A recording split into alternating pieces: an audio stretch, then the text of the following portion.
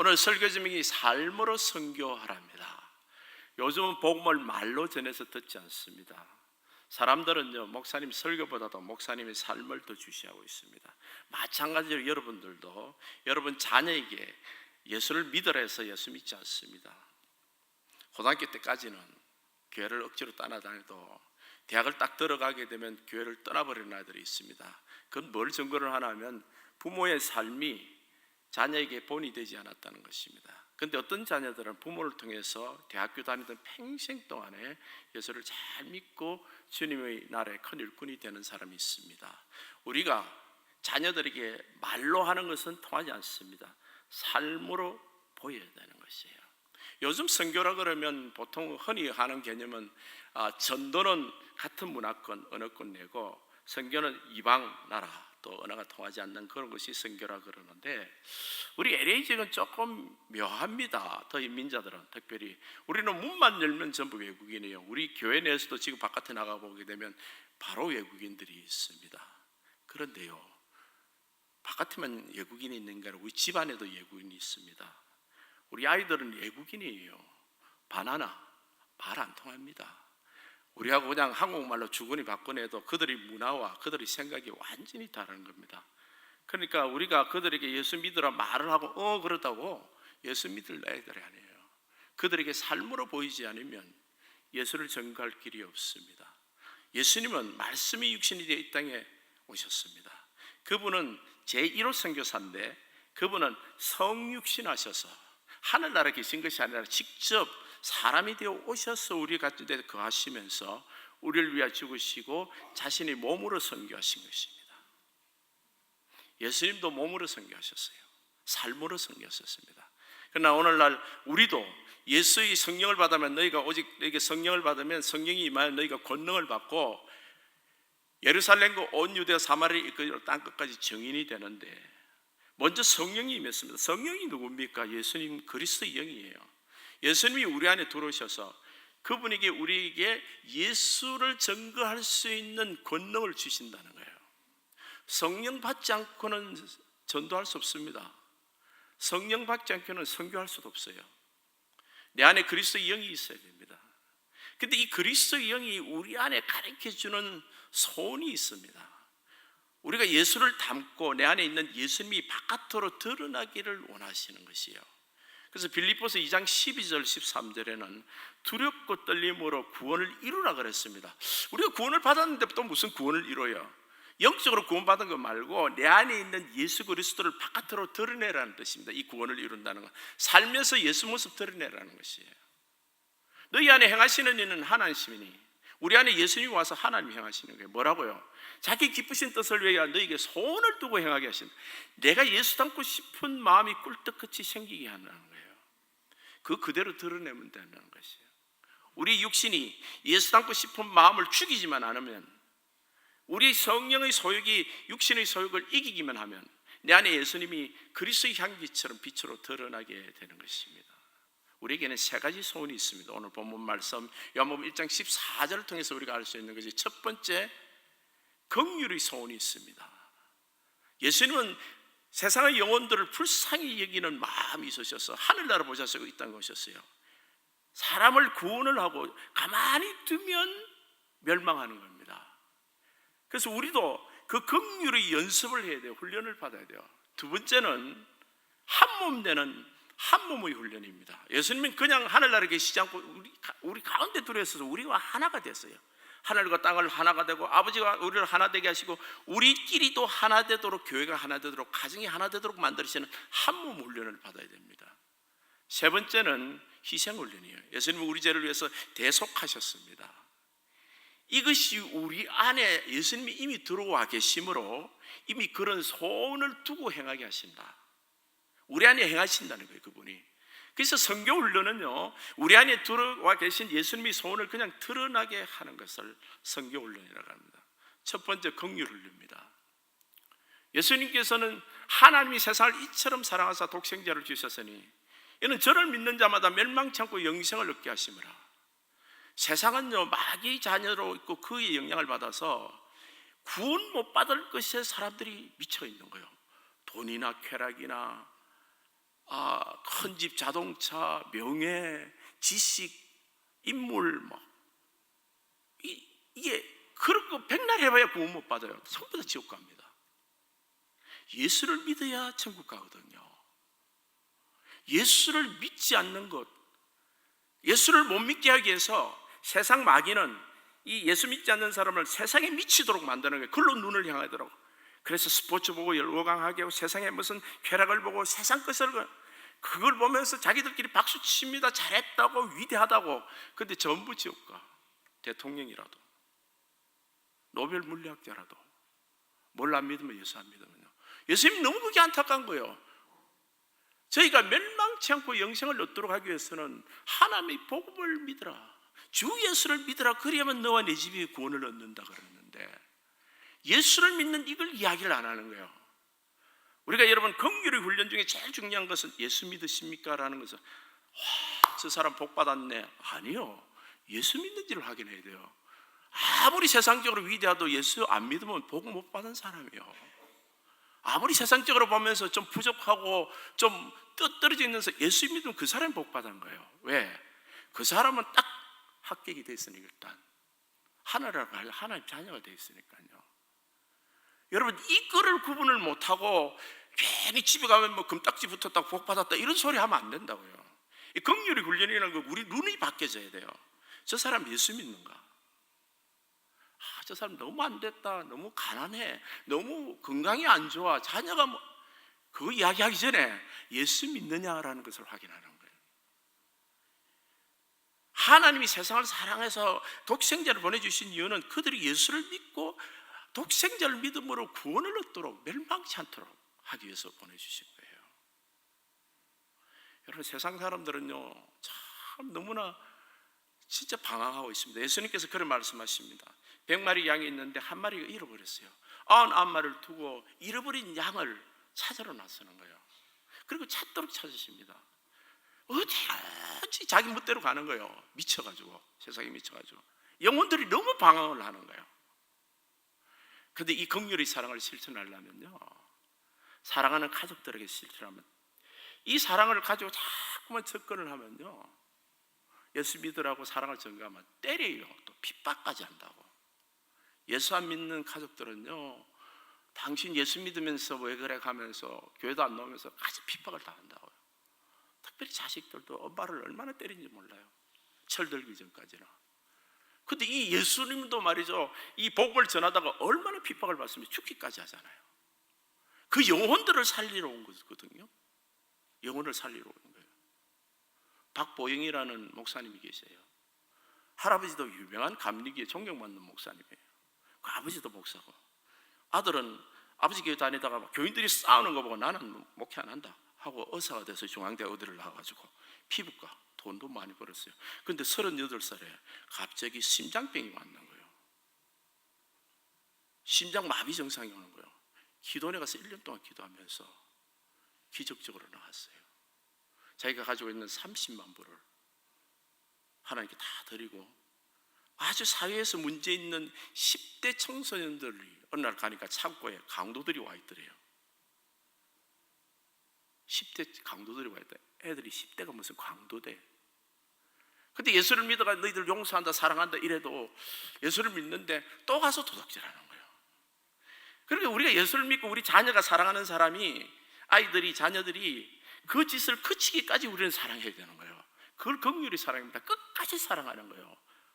그들이 돌아올 때까지.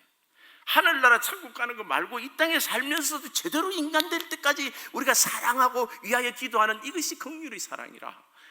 이걸 우리가 예수님의 성품으로서 연습해야 될, 사람 포기하지 않는 거예요. 엄마가 자식을 포기하지 않듯이 아내가 남편을 절대 포기해서는 안 됩니다. 남편도 마찬가지고요. 교인들도 마찬가지고, 우리가 포기하는 영혼이 없어야 돼요. 어떤 영혼이라도. 그 사람 될까지. 그런데도 여전히 도둑질하는 거예요. 그래서 너무너무 화가 나가지고 어느 날 10대 청소년을 불러갖고, 그때 8명이 있었대. 내가 너희들 오늘 밤좀 죽인다고 쇠파이프를 갖고 아이들을 죽도록 때렸어요. 그리고 나서 너희들이 지금 나를 때리라, 엉덩이로. 10대씩 때리는데 살살 때리면 목사라고 봐주면 안 돼. 그리고 실제로 이놈들이 깡패니까 강도니까 얼마나 세게 때리겠어요.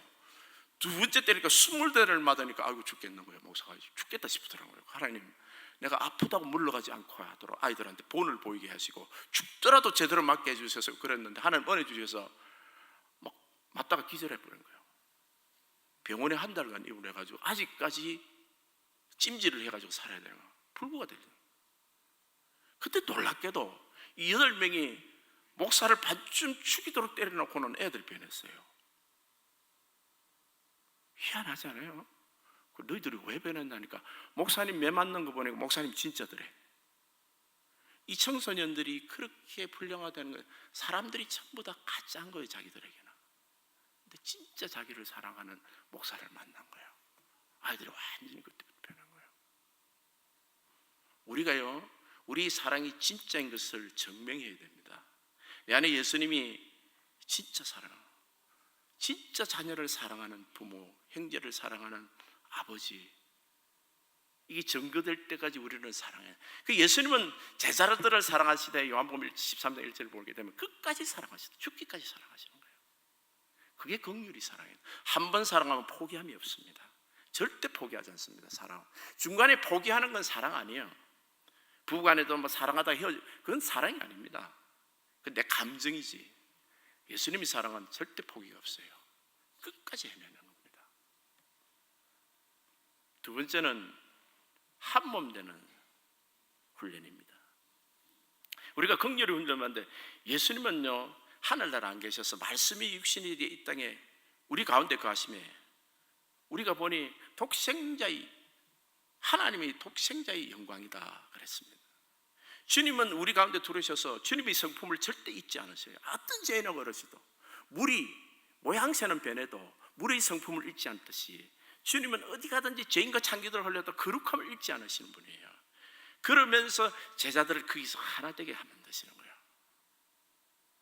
가리키고 성령 받게 하시면서 공동체에 들어서 하나 된 거예요. 하나님과 우리는 사랑의 끈으로 하나 됐습니다. 예수님이 십자가에서 달렸을 때 엘리 라마 사박단이 너무너무 고통스러웠어요. 그런데도 우리를 절대로 놓지 않으신 거예요. 그것 때문에 오늘 우리가 살았습니다. 우리는 주님 앞에 한번 붙들리면 절대로 주님이 놓지를 않습니다. 사랑의 끈이에요. 여러분, 근데 예수님과 우리 사랑의 끈뿐만 아니라 더 중요한 건 이 선교 훈련을 받을 때 우리가 선교사다 하고 삶으로 선교를 한다고 할 때, 복음을 전한다 할 때 내가 예수님과 하나 됐을 뿐만 아니라 내 부부간에도 하나 되고 내 이웃과 가족들과 하나 되고 교인들까지도 하나됨을 증거를 해야 돼요. 많은 사람들이요, 교회에서는 신앙생활을 별로 하고 교회에서는 별로 충성을 안 하는 사람이 혼자 선교 다니는 사람들이 가끔 있어요. 그건 선교, 그 하나님이 참 이쁘게 보시겠죠, 그 하는 거는. 근데 여러분, 교회 정확히 말하면 선교의 자세는 아닙니다. 선교는요, 교회에서 인정받는 일꾼이 돼야 돼요. 가정의 부부간의 관계가 좋아야 돼요. 회복해내야 됩니다. 꼭 이 끈이 떨어지면 안 돼요. 그리고 형제들 사이에서도 인정받는 거예요. 선교는요, 교회가 하고 우리 팀워크입니다. 그래서 우리 교회는 지금 12개의 이 단기 초원이 있잖아요. 거기서 하나 되어서, 오늘도 이 선교장터하지만 하나 되어서 팀워크를 하는 거예요.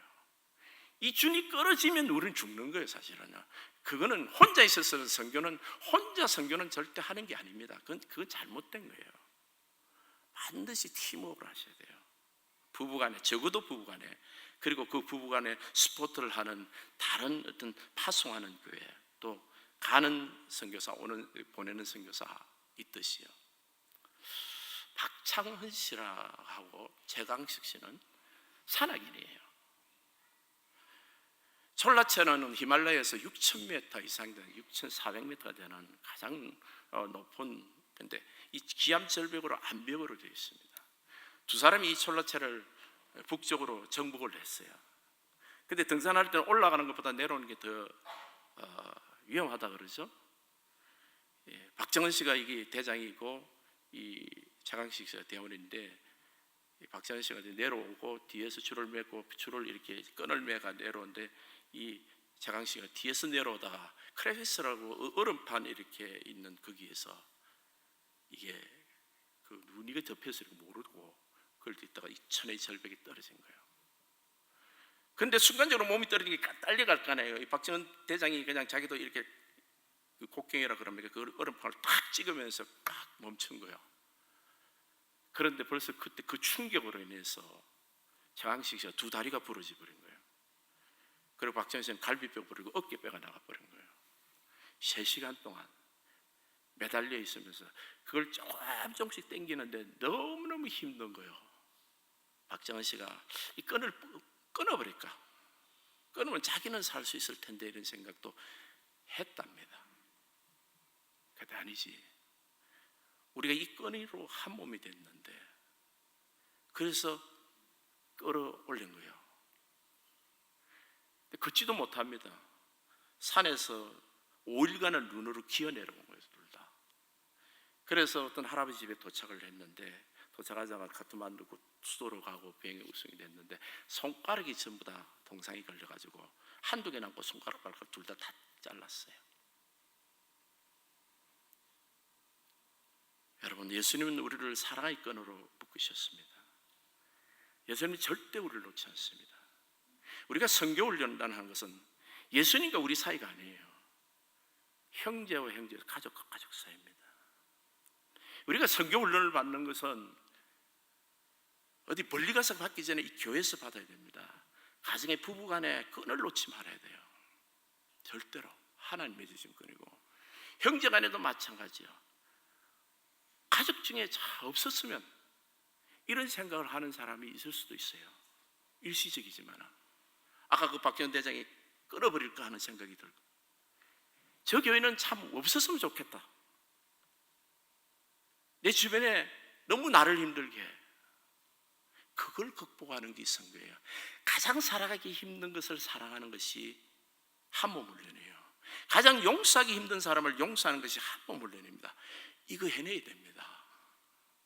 살아계신 예수님이 있는 것은 내 감정대로 내 상식대로 내가 세상에서 하던 방법을 하는 게 아니에요. 내 안에 계신 예수님이 뜻대로 하는 거예요. 내 안에 예수님이 손을 두고 너 그거 해내 이런 뜻이에요. 해내야 됩니다. 목사님이 사정을 몰라서 그렇지 그 사정은 주님이 아실 거예요. 그런데 반드시 해내야 됩니다. 저는 말씀을 전하지만 저도 해내야 되고 여러분도 해내야 돼요. 왜냐하면 주님이 주신 공동체이기 때문에 우연히 이 공동체에 온 적이 없습니다. 우연히 이 가정을 만든 것 아니에요. 함께 이 사랑의 공동체 안에서 우리가 하나 되게 하신 것이에요. 이 한몸 훈련을 받는 것이 너무 중요합니다. 예수님은 항상 하나로 하라는 거예요. 제가 어떤가 그것을 이야기했죠. 부부간의 1 더하기 1은 2가 아니고 1의 자성이 곱하기로 하라 그랬죠. 교인이 1000명이라도 1의 1000성이 된다는 거예요. 차원 높은 하나됨인 것이에요. 우리는 한 분 예수 그리스도만 드러내는 사람들입니다. 우리 성격과 기질과 고향도 다르고 언어 문화 지성도 다 달라도 우리는 오직 우리가 통해서 우리가 모일 때마다 예수 그리스도 한 분만 드러내는 사람들이 돼요. 우리가 자격증에도 한 분 드려야 돼요. 그래서 예배소서 4장 13절에 우리가 다 하나님의 아들을 믿는 일과 믿는 것과 아는 일에 하나 되어서 온전한 사람을 이룬다는 표현이 있습니다. 이 온전한 사람이라는 것은 유니티, 영어로 되어 있지만 한국말이 번역이 잘 됐습니다. 두 사람이 어떻게 온전한 사람이 하나가 되나? 복수가 어떻게 온전한 사람 하나를 이루나? 예수 그리스도입니다. 믿는 것과 아는 일에 온전한 사람 하나를 딱 이루어서 그리스도의 장성의 분량이 이런 데까지 충만한 데까지. 예수 잘 믿는 거는 혼자 잘 믿는 거 아니라는 거야. 부부간에 딱 둘이가 예수의 모습을 나타낼 때, 목장이 딱 하나가 돼서 예수의 모습을 나타낼 때, 교회가 초원이 하나가 딱 돼서 예수를 나타내서 보면 알아요. 그 초원, 그 모임들이 예수의 모습이 일사불란하게 돼 있는 거예요. 그게 선교사의 자격입니다. 선교사의 자격. 하나 돼, 한 분 되는. 세 번째는 희생의 훈련입니다. 예수님의 희생과 우리의 희생은 다릅니다. 제가 여러분 병아리 이야기를 자주 했죠. 여러분 잘 들은 이야기지만 처음 듣는 사람 비유를 해서 제가 이야기합니다. 병아리가 아파요. 용하다는 옆집 한의사한테 찾아가니까 그 의사가 말하기를 걔 애미 있죠, 암탉, 걔를 폭 삶아가 이 병아리 좀 병아리가 낫겠습니다. 그러니까 그 주인, 병아리 주인이 미쳤다. 이 여자가, 이 남자가 어디 병아리 새끼 살린다고 어머니 삶아 먹이주는 사람이 어디 있어? 그 옆에 또 갔으니까 그 두 번째 한의사는 좀 한술 더 떱니다. 당신 집에 누렁이 개가 있죠? 개를 폭 삶아가 조금 먹이면 병아리가 산다는 거예요. 너무너무 화가 났어요, 이 주인이. 세 번째 가니까 이 사람은 더 기가 차는 말을 하는 거예요. 당신 집에 송아지 있죠? 그 송아지를 삶아가 폭 삶아 구워 먹이면 병아리가 산다. 어떤 미친 인간이 병아리 살리려고 송아지 삶아 먹이나? 근데 네 번째 가니까 정말 화나는 이야기를 하는 거예요. 당신 집에 외아들 있죠? 그놈을 폭 삶아가 먹이면 정말 때릴 뻔했어요, 그 한의사를. 하나님의 아들 독생자가 사람을 위해서 죽는 것은 마치 병아리 같은 우리 피조물을 위해서 사람이 죽는 것보다도 더 미친 짓이에요. 하나님 미쳤어요. 그렇죠? 하나님 세상을 사랑하셔가지고 우리를 위해서 십자가에 죽으신 이런 낭만적인 이야기가 아니야. 이거는 미친 사랑이에요. 어떻게 병아리를 살리기 위해서, 한갓 죄인인 우리 피조물을 살리기 위해서 하나님이 죽는단 말이에요. 말도 안 되는 소리. 이거는, 이 대속의 사랑은 하나님 외에는 절대 할 수 없습니다. 근데 우리가 여기서 하나 배워야 될 진리가 있어요. 그 영광을 보니까 은혜와 진리가 충만하더라 그랬습니다. 은혜는 사랑이고 진리는 공입니다. 하나님이 우리를 사랑하시긴 하는데 죄의 삭선 사마로 우리가 죄를 지어서 다 죽게 됐습니다. 그러면 살리려면 이 죄를 없애줘야 되는데 이 죄가 지금 있는데 어떻게 이걸 살려주나 말이에요. 이 사람이 이 죄의 값을 치르려면 죄의 삭선 사망에 죽어야 돼. 인간이 말이죠. 근데 하나님 사랑하고 살리고 싶어. 근데 죄로 인해서 죽게 됐어. 죽여야 돼, 살려야 돼요. 여러분, 우리 인생의 문제 보면요, 우리 주변에 그런 문제가 가지고 딱 둘이가 상충되는 문제가 있습니다. 죄를 법대로 하자 그러면 이건 죽여야 돼, 감옥에 보내야 돼. 근데 살리게 되면 이 법을 못 지키는 거야. 그냥 눈 감아줘야 돼요.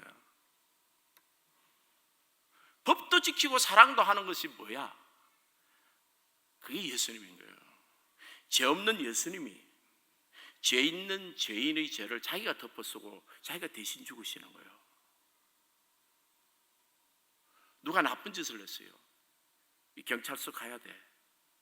그런데 이 경찰서를 보낼 수가 없어. 너무 사랑하니까. 그럼 이게 살리고 싶은데 누구 대신 하는 사람이 죄를 뒤집어쓰고 가면 되잖아. 그분이 예수님이야. 자, 예수님이 뒤집어쓰는 죄를 봅시다. 살인, 강도자도 예수 믿으면 산다. 이 말은 예수님이 살인, 강도자가 대신 우리 대신 거예요. 그냥 그 중에 더러운 강간범도 있어요. 강간범도 용서받으면 예수님이 강간범 되시는 거야. 그 대신 예수님이 강간범이 되는 거예요. 그리고 크리스찬 교회에 들어가서 자폭해가지고 수백 명을 죽인 그런 살인마도 예수를 믿으면 삽니다. 나 예수 믿겠습니다만 그 살인마의 죄를 예수님이 자폭 테러범이 돼서 죽으시는 거예요.